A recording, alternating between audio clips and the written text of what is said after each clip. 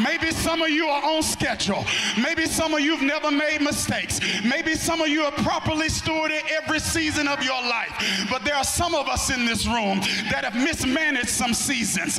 We've missed some opportunities, and we don't have time to catch up by steps. The only way we're going to catch up is by leaps. It's a law I call the law of process. And that is development, not desire, determines your destination.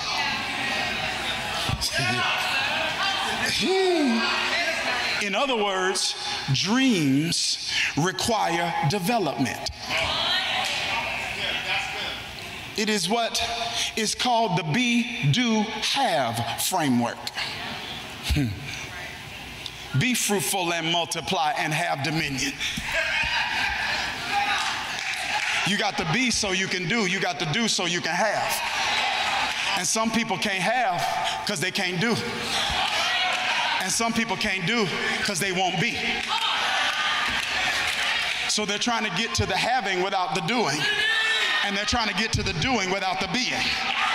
It is the omission of development. It is what the Bible calls discipleship. It is what theologians call, or biblical historians call, the Great Commission. It is what Dallas Willard calls the Great Omission.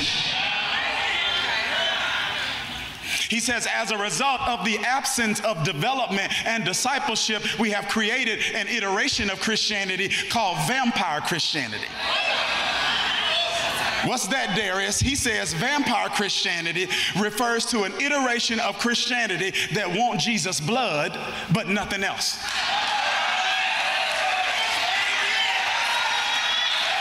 Forgive me, but don't lead me. Forgive me, but don't teach me. Forgive me, but don't correct me. Save me, but don't be my Lord. Be my deliverer, but not my prophet.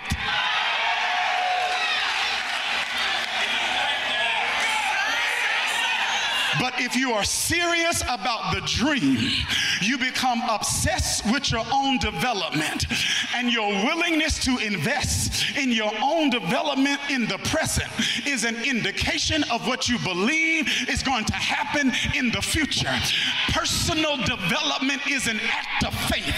You're saying, God, I believe you're getting ready to do something so crazy in my life. I've got to build the kind of character and the kind of spiritual stamina that can handle it before you send it in my direction. And I want to talk to some people in the room tonight that sense God's getting ready to do something that your eyes haven't seen and your ears haven't heard and your heart hadn't conceived. Well, if you believe God's going to make it rain tomorrow, you build an ark today.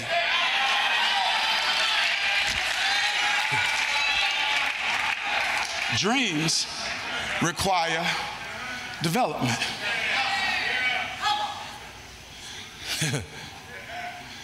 Dreams require development.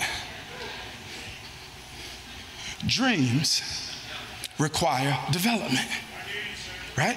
Because it's one thing to be the kind of person that trusts God.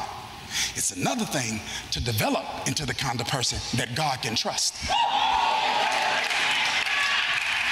Are y'all talking back? Did you hear what I just said? Yeah, it's one thing to be the kind of person that can trust God. It's another thing to be the kind of person that God can trust. Can you be trusted with the influence you're asking for without exploiting it? Can you be trusted to pastor influencers and not exploit them? Can you be trusted to remain faithful to your assignment?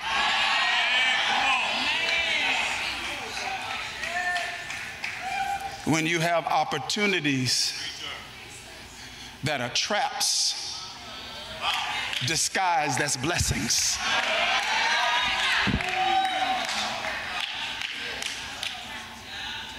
Dreams require development.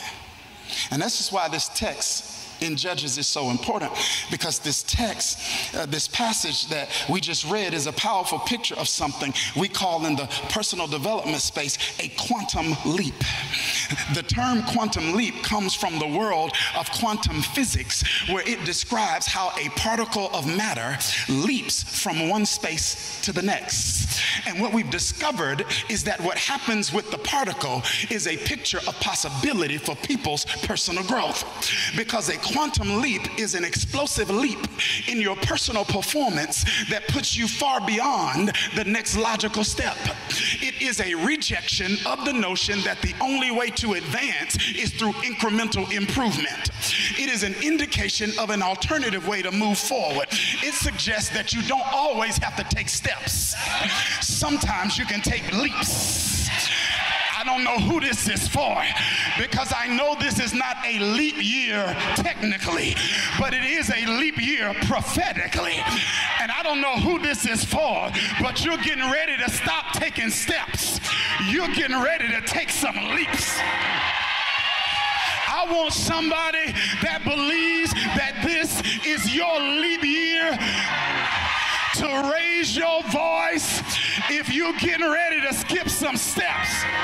Do you know that the quality of your life is based on the quality of your decisions? And the quality of your decisions is based on the quality of information that you have.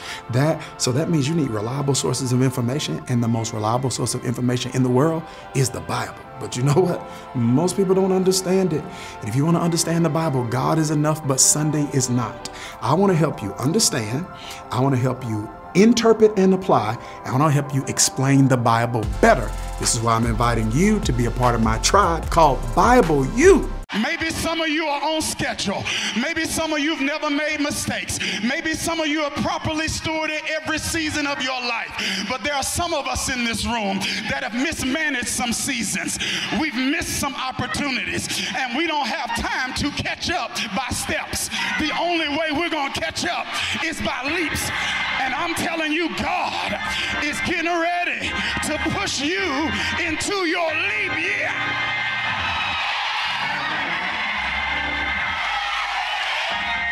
A leap year is when he redeems time.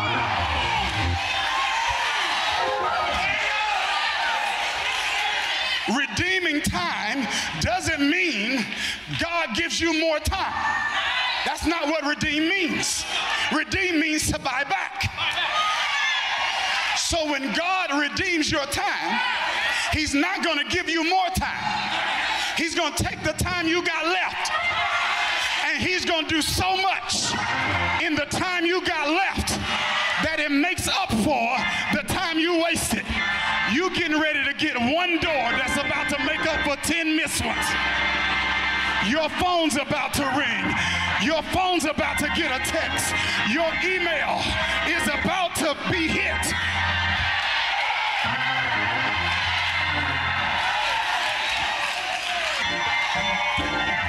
Did they say that? I'm just...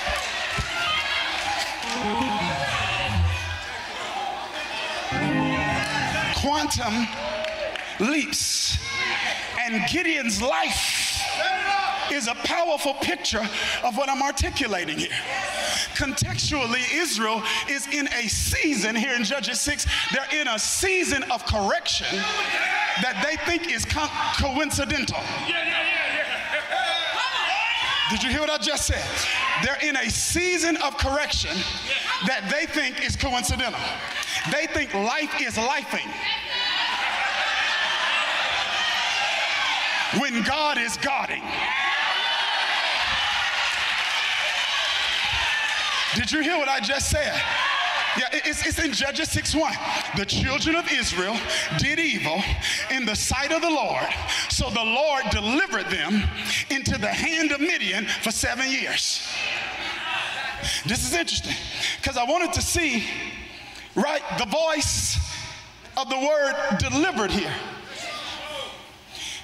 And what the original word seems to suggest is not active but passive. It's not that God tapped the Midianites and said, get them. It is that the Midianites were always enemies. But just because they were dormant, Israel thought they weren't present. There's something called inactive enemies. They're enemies, but they're not active. And as long as Israel operated in obedience, their obedience brought to them a degree of protection. So what they didn't know is they were always being protected from the Midianites. They just didn't know it. Because most of God's work is work you never see. Y'all miss that? He's so good at being God, he protects you from stuff and you didn't even know you was in danger.